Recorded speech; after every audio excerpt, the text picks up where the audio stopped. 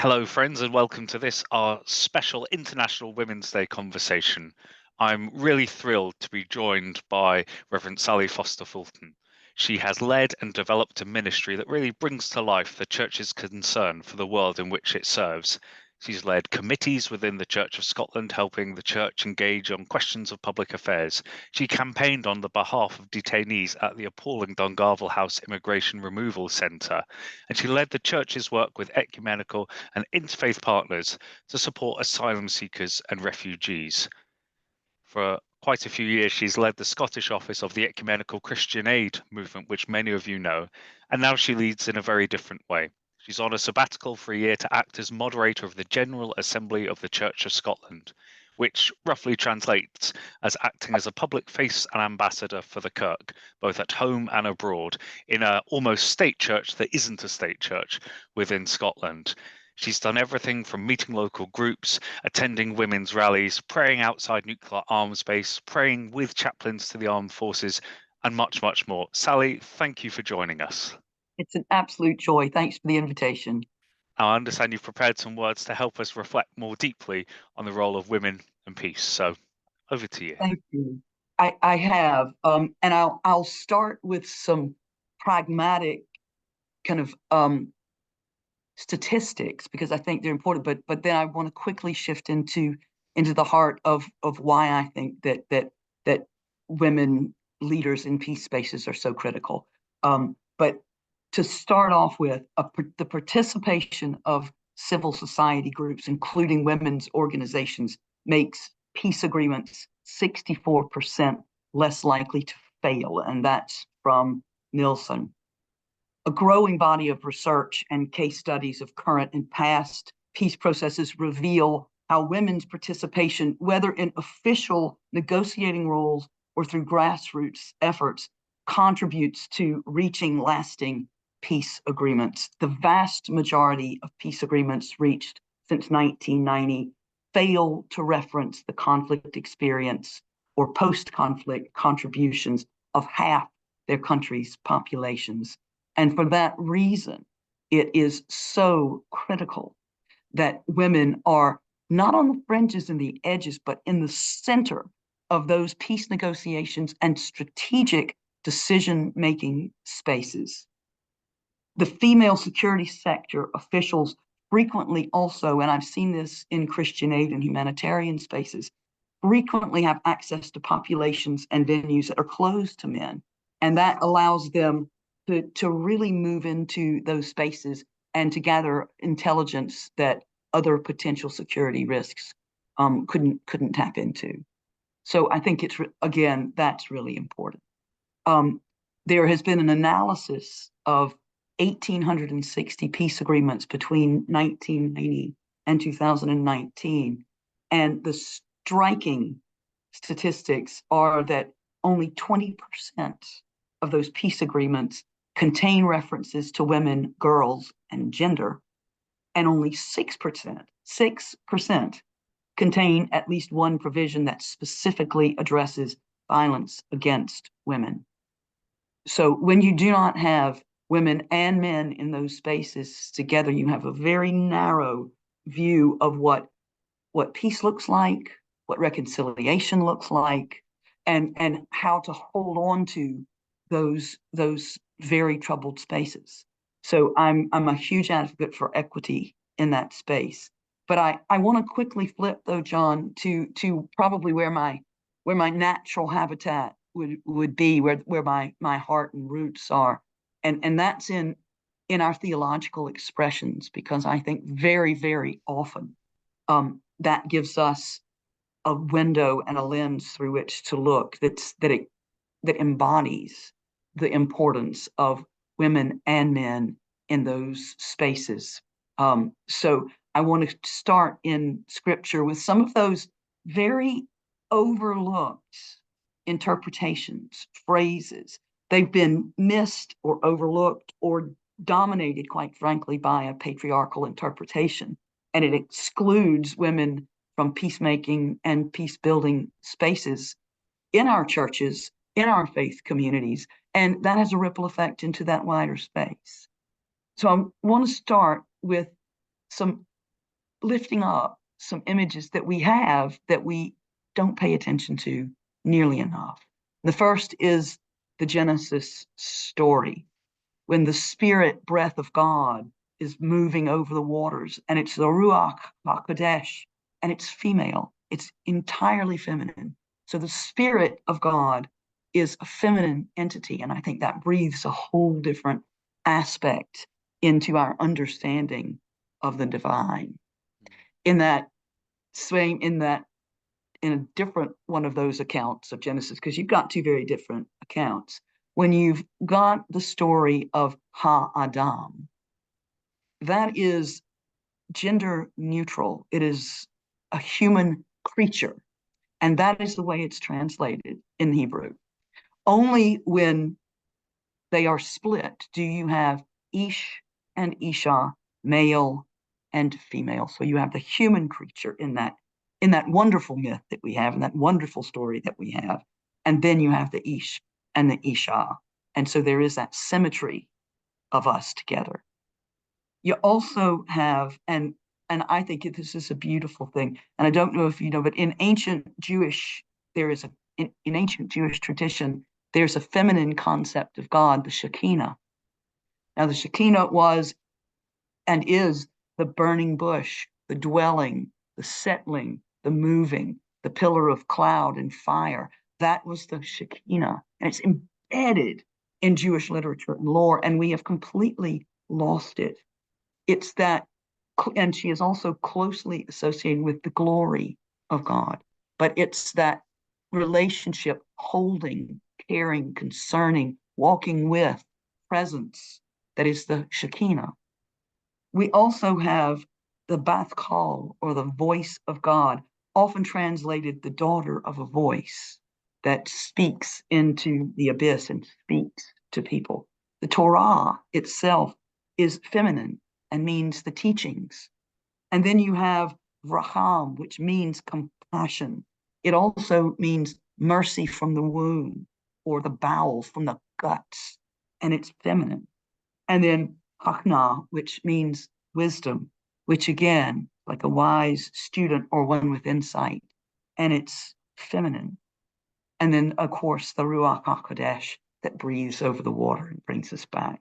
So we have rich imagery that takes us into a space that lifts out the role of women, not only in leadership, but in the creation and the development of what God calls us to, which is peace. So I wanted to offer a brief reflection, and then open it up to conversation and discussion. But this is, and I think it's quite pertinent to me, I think, because this Sunday is Mothering Sunday. And too often we don't celebrate that aspect of God. And I know one thing that I've challenged the Church of Scotland to do in the last article I've written is I've asked anyone who wants to give this a go, to, for an entire year, intentionally flip the masculine language that they use in their worship services, intentionally flip it to feminine, and have a questionnaire at the beginning, in the middle, and at the end about how people see themselves, how they see their relationship with God, and how they view their understanding of God before, during, and after that. So let's see what we're doing to ourselves, to each other, and to our children by only using masculine language. And it's a start. It's not the silver bullet. It's not the whole thing. It's a start. But I'll share this reflection, and then we can move into that peace building space. Shekinah, Mother God, you moved over the waters at the birth of creation, the palpable silence before sound, the midwife of our moments, yet embodying eternity. At the beginning of the beginning, you moved over the face of creation, scanning every feature, drinking in each tiny detail, already distorted. Holy, Holy Spirit, you breathe and become with and in us. Mother God, you were in the burning bush, in the pillar of cloud and of fire. You hovered close and wrapped yourself around Hagar as she wept in exile with her son. When Israel was a child, you loved him, taught him to walk, took him in your arms, fed him with your body and your kindness. Your cry joined Rachel's in Ramah as she wept for her children.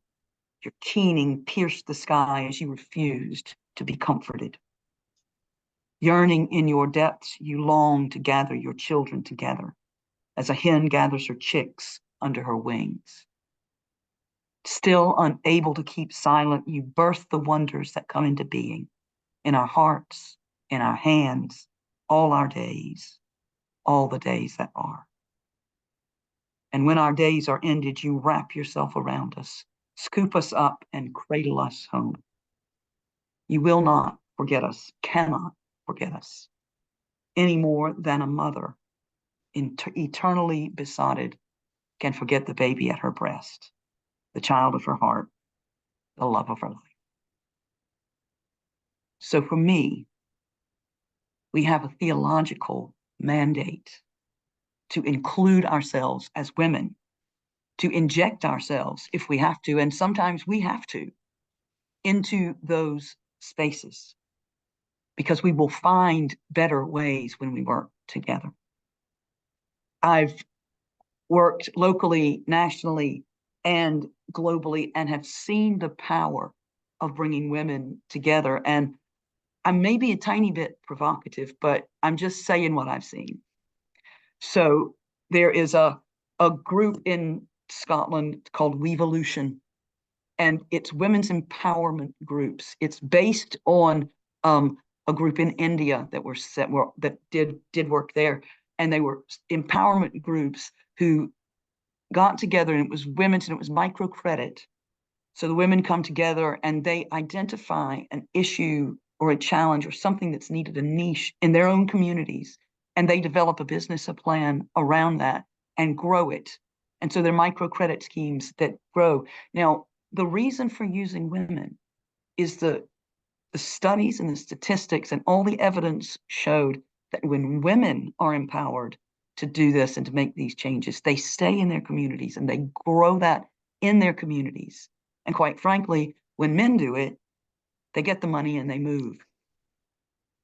And so there's a different mindset that you can bring into that space. And I'm not saying one or the other, and I'm not saying that it's completely gendered, but the evidence is showing that that happens. I've also, for years, been part of Thursdays in Black, which is a peace movement against violence against women. It's an international peace movement. Began with the mothers in Argentina, who stood and in silence in Black to protest silently for the return of their children.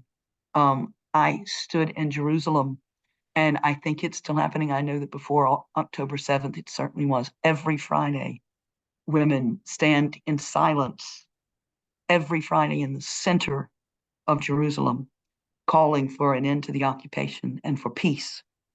And the day that I was there, and they're there every Friday, and they do not speak and they do not respond. They stand in silent witness for peace. And I watched things be thrown out of car windows at them. I saw people spit as they walked past, and yet they remain. It's a powerful, passive resistance, and it holds something really provocative. I also, if you look at those statistics, and they're quite striking about the small number of women in those key negotiating spaces. I think that has a lot to say about why we get ourselves into conflict so quickly. We look for a way to win rather than reconcile. So that's kind of what I wanted to offer as thought fodder and a start, but by no means, the end. I'm very happy to answer questions or hear from wisdom in the room. Thank you very much. That's a real challenge to us. And I have to say, one of the things I immediately took away was the emblem of the Church of Scotland is, of course, the burning bush. It is, yeah. And so, as you're revealing that God, as feminine revealed in Jewish scripture, includes that moment of the burning bush, it gives you a new perspective on the nature and values of institutions and what they claim to be. Yeah. You've spoken really powerfully about the importance of women in different spaces, and you're in an incredibly important space at the moment as moderator. You're almost the leading religious person within Scotland at the moment, that if the person on the street knew anyone, they would at least half know that that was an important role. How have you found your switch into that representative role? And what have you learned both about being a woman in that space, but also leading in that space? Okay. Um, yeah, it's been a wonderful experience, and it's been a pretty, you know, vertical learning curve, as it were. But I think it always is. It always is. One of the really lovely things about it, though, is you were called to be yourself. So, you know, I when I was interviewed, you know, you're nominated, so, and then they come and say, you know, you've been nominated, would you allow your name to go forward? And then shortlisted and interviewed. And at the interview, I thought, let's just be full on Sally, and we'll see what happens, because, you know, this, I would be honored to do it, but also I believe in a call, and if it isn't right, that'll be fine. We'll know that together. We'll discern together. Um, and, you know, we were able to have that conversation, that they did not expect me to put my perspective, my authenticity to the side. That was part of who I am. And that's what I bring to the year. So it's been really, that's been empowering. I had been the convener of the Church and Society Council years before, for 4 years, and in that space and in this space, you know, you need to be respectful of the policy of the General Assembly of the Church of Scotland, and you know, even when you stand outside that, or ahead of that, or in a different space, you know, you have to be able to articulate, this is the settled policy of the Church of Scotland at the moment. This is where we are, and here is why. And that can be, but then you can also say, you know, in different spaces, it's not where I sit personally, but I respect where, you know, I respect where we are, Yeah, and where we're moving. and as I introduce you on just some of the different ways you have been both clerical but also agent provocateur on some key and important issues, why do you think the Church of Scotland has had such a strong witness, particularly on the issue of peace? Um, I think because our roots are in social justice, um, and that is vital. So for people to flourish, there has to be peace, and for peace to be sustainable, there has to be justice. There, you know, peace does not hold when injustice continues. It finds a way to push itself back through. So being able to say, you know, we need to address issues of social justice here, um, and hang on to the peace. I remember one of the most powerful, and this was years and years ago, but I was doing they asked me to come in and talk about pacifism, to a group of 6 years. And I said, well, I'm happy to come, but I'm not coming alone, because I think it would be much more powerful if we have a discussion.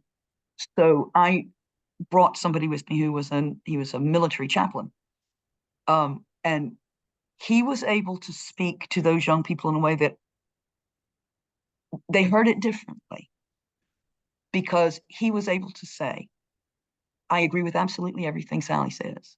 And you know, that, you know, when we lift arms against each other, when we lift our fists against each other, it's a collective failure of humanity. You know, when we do this, when we move to violence, it is a collective tragedy and responsibility and failure of humanity. But then he was also able to say, we have to stop it before it gets to the point of raising arms, because he had been in that conflict situation. And he said, you move, and it was from the heart. You move from praying desperately to God for peace to praying fearfully to God to win. And pray to God we never get there. And those young people really heard that, and that lit a fire that it brought that whole thing into stark relief. You know, yes, I think that that violence is just, we can't. And if we continue, we'll never find a way out of this.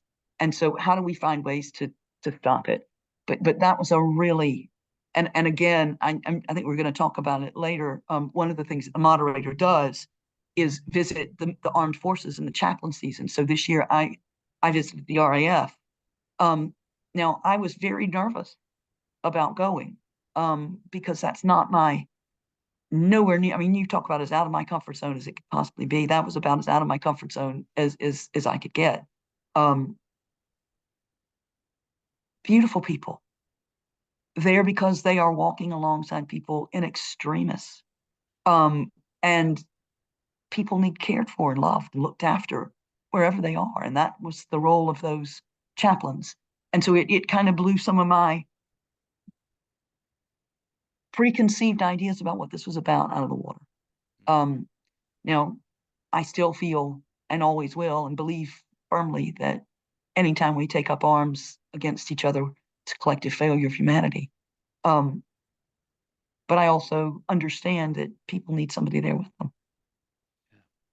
So, no, and yeah, that's and leadership of contrasts and challenges, and yeah. I'd like to hear a bit more, because obviously before you visited the RAF, you had, of course, been part of a civil society delegation praying outside Faslane Oh nuclear yeah, and it's done that for base. several years, and it continues to be an incredibly powerful. In fact, I was having coffee with a friend this morning, and we were talking about rituals that connect us. And at that, several of the years I've been there, so I've been there as convener of the Church and Society Council. I've been there with the Iona community. It's an important thing to do. And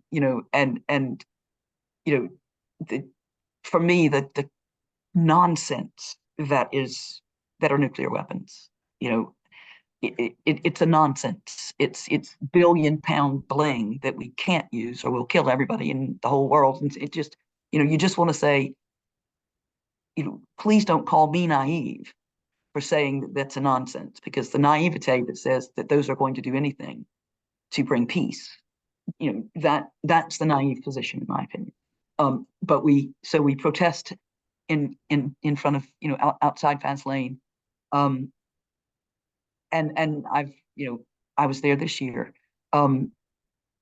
There's a woman who, there's also a kind of a worship moment. And every year when the music starts, she dances. And it's this, it's such a powerful, provocative act, because you've got police officers, lined up, and they're there because they have to be. So I've seen that, and she dances, and you can tell they don't know what to do with themselves. They really don't. We had communion one year, and there was this incredibly just natural, because it was a huge loaf of bread, and it was being passed around to everybody, and it was passed to a woman at the end who was supposed to take it back to the person serving, and she just naturally took it to the police officers, and offered it to them, and they took it, and it was, so those moments of witness and protest, I don't think we should underestimate.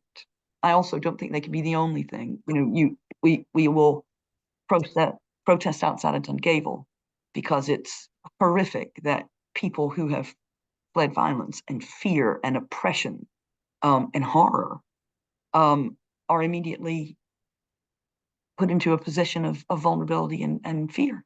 It's untenable. So you have to continue to protest and say not in our name. And during your reflection, you shared powerfully about groups like the Women in Black movement, and Mm. that image I think we will all conjure up of the silent protest in Jerusalem, which, for those who know the history, is quite similar to the Remembering the Forgotten in Chile, Yep. and in a very different way in Liberia, and the powerful place of women standing up in circles, and as the film Pray the Devil Back to Hell so powerfully shows, encircling the men in their meeting room to say, sort it out because you're failing us. Mm-hmm. Why why is it powerful when women get together? You pick that up just now of the woman Yeah. dancing and the state not quite knowing what to do. Yeah. What is it? What is it about women working together for peace? Well, I mean, I'd want to go back to your image of the women circling the men, because I think actually what we need to do is break in, not be on the outside saying sort it out, but saying, move over, excuse me, we have something to say and do here. And I think that's where the real power, we talk about, the glass ceiling, the walls are glass as well. And, it's keeping people in particular boxes. And I don't know whether, and I'm only saying what kind of comes from my gut is that woman, I think one reason, for me, you know, I have a, I have a different relationship, or I think with life, because I have two daughters, and life came from us.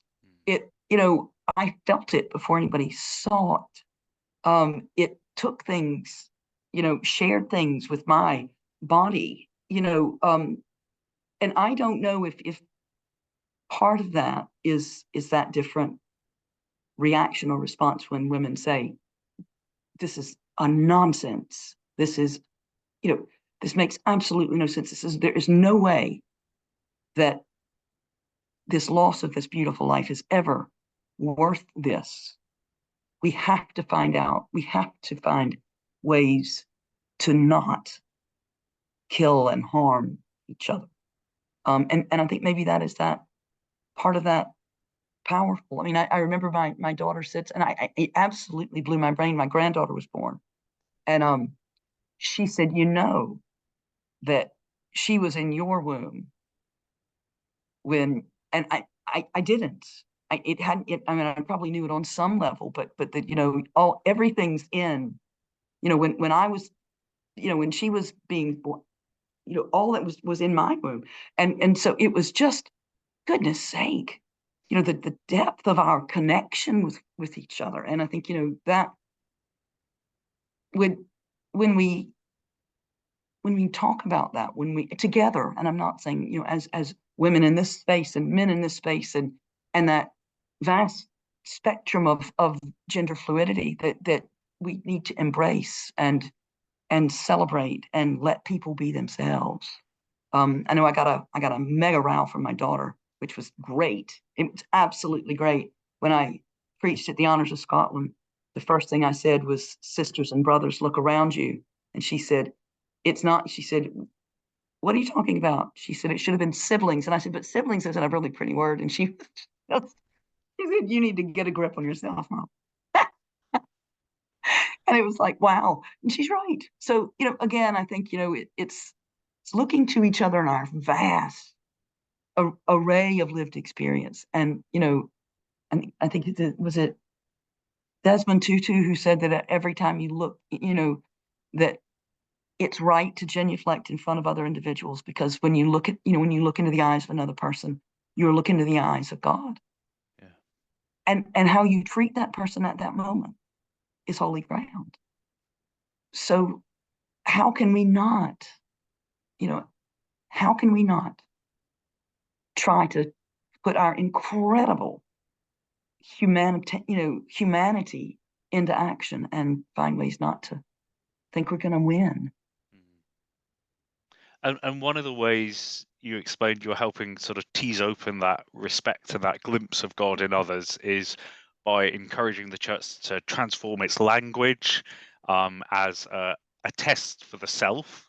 Yeah. Now, we've explored a bit earlier your own test about being representative of the church in different spaces, and you spoke powerfully about the place of peace within your own understanding.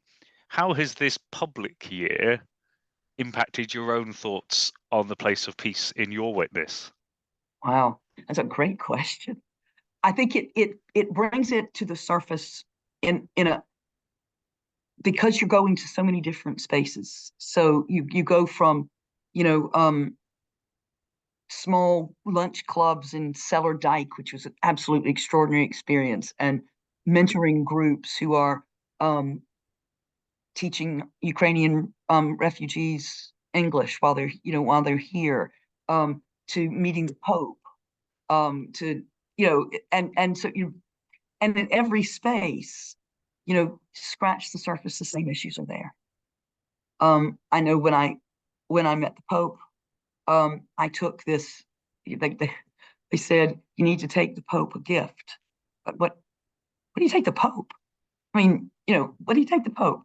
And there's this incredible artist in Scotland. He's in Edinburgh. His name's Michael McVeigh, and he had done this drawing. And he called it the Throwaway People, and it's quite a powerful. He's got people hanging stick kind of hanging from trees and off washing lines, and they're everywhere. And he said it's his vision of how easy it is to loot for people to get just lost, go through the cracks, lost in the edges.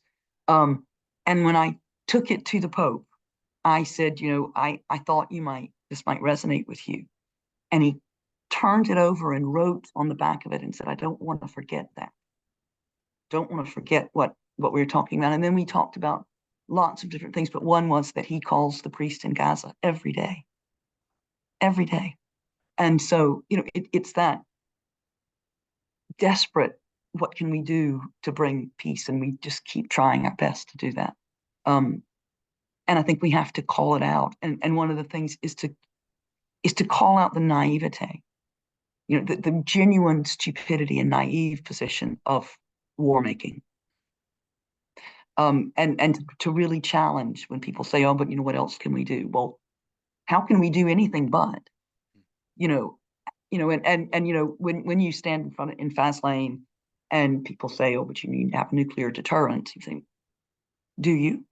Explain to me, and yes, there might be jobs, but think about the energy that you could release with those billions of pounds that you're spending on that bling, what it could do for our education, for our healthcare, for the poorest folk we have in society.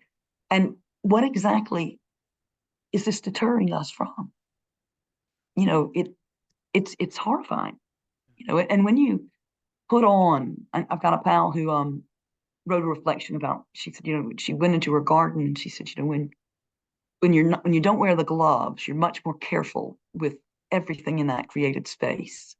The minute you put those gardening gloves, you start whacking things out, not paying attention because it doesn't have an effect on you. So there's this, and I thought that was really powerful. Woman, of course, came up with that.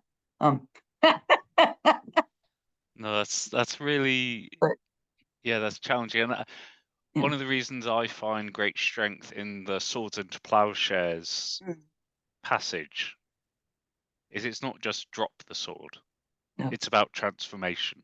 transformation. So even Absolutely. those who work within those sectors, I always think it's a use and abuse of God-given skills if the end result is death. We should be using them to Yes. help bring life. And I think that's what's so energizing about some of the crossover between the climate and the peace movement at the moment is it's about reimagining Yeah. what's possible in different places. And in many ways, the Church of Scotland electing you is helping do some of that reimagining because the churches in general are still quite bad at electing women into positions of Yes, we are. leadership. There'll be they'll be transformative, and then there'll be probably a few years of men just to, not scare the horses. What do you think the role of the church as a community institution is to help build up women to Oh, find their voice? I think, well, I think it starts with children and the language that we use, and we've had that discussion. So I think we need to be much more intentional about how we speak and how we empower each other from the very beginning. I think we need to intentionally move to and this has been something I've wrestled with for a long time, but I've come to a kind of a settled and perfectly happy to be challenged and to evolve again and to shift. But I think we need to be intentionally saying we need equity in these leadership spaces and go and find them and insist. Now, lots of times if I'm chairing a meeting or an open thing, I will say from the very beginning, I will take a question from a woman and then I'll take a question from a man and I will not take another one. So just be on, because it's extraordinary. And I saw it in the General Assembly and it was shocking. All of you had good number, probably 50-50 in the room. And the women were just, weren't speaking. And so I kind of, you call it out and say, hang on a minute. Now, if I'm not forcing people, but I do want to say I'm noticing something here. So I think that's important. And to say in our faith spaces, we need to move over. We need to move over. And if you see, it's not okay. It's not okay if you walk into a room and there's only one woman, or you're the only woman with the leadership role in the room and the others are taking the notes. That's not okay. It's not okay. And not only is it not okay, it's debilitating to the entire organization.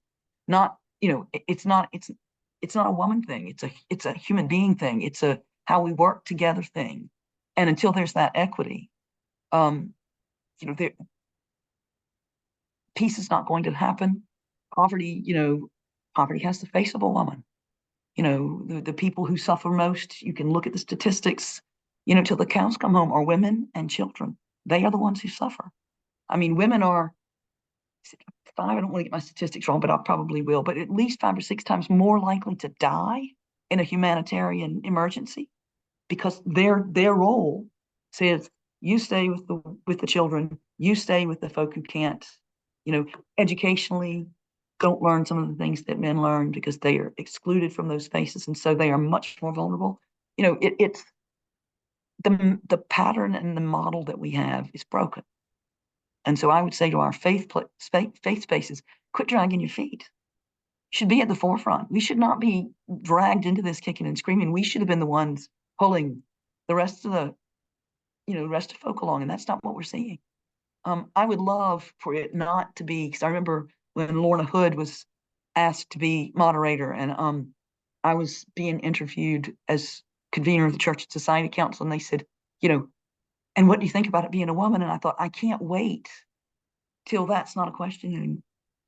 And, that I really cannot wait until that's not past remarkable anymore. But it remains. And so I think while it is, we need to make, say, here we are. And I have met over this year, that's when I've been one of my most exciting honors. It is meeting women, incredible women in leadership positions and incredible women across the spectrum, faith, belief, the arts, third sector, business. And you just think, wow,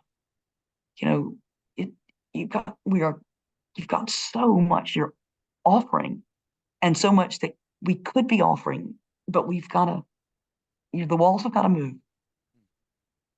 Thank you. Just before we finish, it would be our privilege if you'd share with us a prayer. Love to. And in fact, I've got one that I love.